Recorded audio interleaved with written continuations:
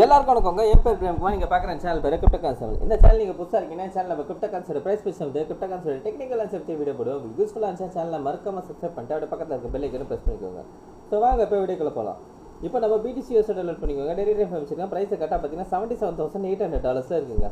So முந்தின நேரத்து price என்ன பண்ணியிருக்கு அப்படின்றது பார்த்தீங்கன்னா 77,000க்கு மேலே கேண்டல் போயிருக்கு. அதாவது விக்கு மட்டும் போயிட்டு மறுபடியும் பார்த்தீங்கன்னா 79,000க்குள்ளேயே வந்து கேண்டல் க்ளோஸ் வச்சிருச்சு. சரிங்களா? ஸோ இது வந்து பிரேக் அவுட் கிடையாது, இன்னும் வந்து தெளிவாக பிரேக் அவுட் ஆகலை. ஓகேங்களா? ஸோ நான் கூட அது ஆக்சுவலாக பிரேக் அவுட் ஆகிடும் தான் எக்ஸ்பெக்ட் பண்ணேன். பட் ஆனால் பிரேக் அவுட் ஆகலை, வெறும் வந்து விக்கு மட்டும் அடிச்சுட்டு வந்துருச்சு. ஓகேங்களா? சரி, ஓகே. இல்லைன்னா நேற்று ஓகேங்களா, நேற்று கேண்டல் வந்து அட்லீஸ்ட் பிரேக் அவுட் ஆகுமான்னு எதிர்பார்த்தேன். ஆனால் நேற்றும் பார்த்தீங்கன்னா ப்ரைஸு இன்சைட்லேயே வந்து ஃபார்ம் ஆயிடுச்சு. ஸோ இப்போ இங்கே என்ன அப்படின்னு பார்த்தீங்கன்னா 79,000க்கு மேலே கேண்டல் பிரேக் ஆகிட்டு எதுவுமே க்ளோஸ் வைக்கல, வெறும் விக்கு தான் வச்சிருக்கு. ஓகேங்களா? ஸோ இப்போ ஃபர்தராக நம்மளுக்கு வந்து என்ன பண்ணணும் மார்க்கெட்டு அப்படின்றது பார்த்தீங்கன்னா இந்த 79,000க்கு மேலே ஒரு பெரிய கேண்டல் வந்து புல்லிஷ் கேண்டல் வந்து கட்டாய் க்ளோஸ் வைக்கணும். ஓகேங்களா? ஸோ அது க்ளோஸ் வச்சா மட்டும்தான் ஃபர்தராக நம்மளுக்கு ப்ரைஸ் வந்து மேல் நோக்கி போகும். அது மட்டும் இல்லாமல் மேலே வந்து ஒரு பெரிய ரெசிஸ்டன்ட் இருக்குது. ஸோ இந்த ரெசிஸ்டன்ட் பார்த்தீங்கன்னா 80,670. இது எதோட ரெசிஸ்டன்ட் அப்படின்றது பார்த்தீங்கன்னா ப்ரீவியஸாக நம்மளுக்கு ஒரு லோ வந்தது இல்லைங்களா, 80,000 ரேஞ்சில் வந்து ஒரு லோ வந்துருங்களா, அங்கேருந்து தான் ப்ரைஸ் கொஞ்சம் மேலே போயிட்டு 97க்கு போயிட்டு அங்கேருந்து கீழே வந்தது. ஓகேங்களா? ஸோ அந்த ரெசிஸ்டன்ட்டு இங்கே வந்து சப்போர்ட்டாக ஆக்ட் ஆகும். ஓகேங்களா? ஸோ அப்போது ப்ரைஸ் வந்து இந்த ஏரியாவில் இருந்து நம்மளுக்கு வெளியில் போகணும். இந்த ஏரியாவிலேருந்து வெளியில் போனாதான் ஃபர்தராக நம்மளுக்கு அடுத்த சப்ளை நோக்கி போவோம். அடுத்த சப்ளை பார்த்தீங்கன்னா 86, 88 அந்த ரேஞ்சில் இருக்குது. சரிங்களா? ஸோ இந்த ஏரியா வந்து கொஞ்சம் கிரிட்டிக்கலான ஒரு ஜோன் தான். இந்த ஜோனை விட்டு ப்ரைஸு வெளியில் வரணும். ஓகேங்களா?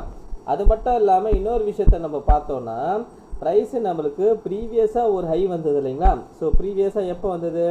April 17th Friday. அப்போது வந்து ஹை எவ்வளோ பார்த்தீங்கன்னா 78,361. ஓகேங்களா? அந்த ஹையை பிரேக் பண்ணி இந்த வட்டி வந்த ஹை எவ்வளோ பார்த்தீங்கன்னா 79,500 கிட்ட. ஓகேங்களா? பிரேக் பண்ணி அந்த ஒரு ஹை ஃபார்ம் ஆகுது. ஆனால் ப்ரீவியஸாக வந்து இந்த ஹைக்கு மேலே கேண்டல் க்ளோஸ் வைக்கல, ப்ரீவியஸாக வந்து அந்த ஹைக்கு உள்ளதாக க்ளோஸ் வச்சுருக்கு. அதாவது 78,361 ப்ரீவியஸாக வந்த ஹை, அந்த ஹைக்கு மேலே க்ளோஸ் வைக்காம அந்த ஹைக்கு உள்ளேயே க்ளோஸ் வச்சுருக்கு. அதாவது 78,200ல் க்ளோஸ் வச்சுருக்கு. இன்கேஸ் நம்மளுக்கு ப்ரைஸு இந்த ஏரியாவை உடச்சிதுன்னா, ஓகேங்களா, இந்த ஏரியான்றது நான் சொல்கிறது பார்த்தீங்கன்னா 73,700. ஓகேங்களா? நான் ரவுண்டு ஃபிகராக வச்சுக்கிறேன். 73,700க்கு கீழே கேண்டல் க்ளோஸ் வச்சுன்னா இது ஒரு டபுள் டாப் ஃபார்மேஷன் ஆகிடும். ஓகேங்களா?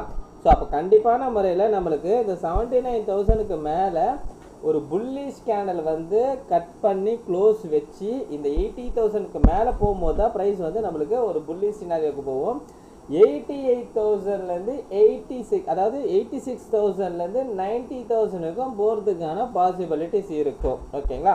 ஸோ இந்த ஏரியாவை தான் நான் என்ன ஆக்சுவலாக பார்த்தீங்கன்னா நான் வந்து லாஸ்ட் வீடியோவில் சொல்லியிருப்பேன்.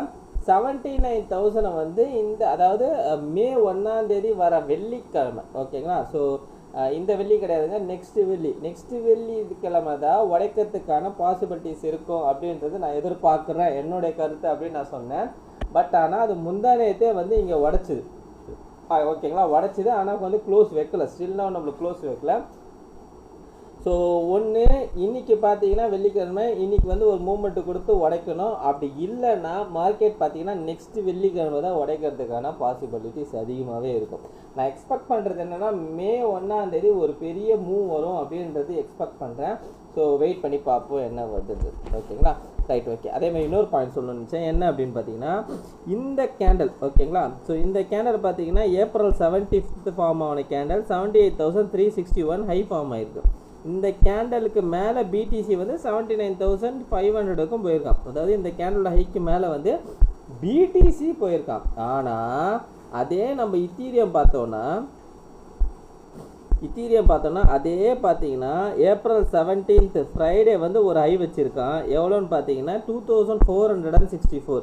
அதே இந்த இடத்துல பார்த்தீங்கன்னா இப்போ பிடிசி 79,498 போயிட்டு பார்த்தீங்களா. ஸோ 500 போனால் பார்த்தீங்களா, அந்த பீரியடில் இத்தீரியம் போன ஹை எவ்வளோ பார்த்தீங்கன்னா வெறும் 2423. ஸோ இதுலேருந்து என்ன தெரியுது அப்படின்றது பார்த்தீங்கன்னா பிடிசி 79,000க்கு மேலே உடச்சி போயிருந்தா கூட அது ஸ்ட்ரென்த்தாக போகலை அப்படின்றது தெளிவாக தெரியுது. ஓகேங்களா.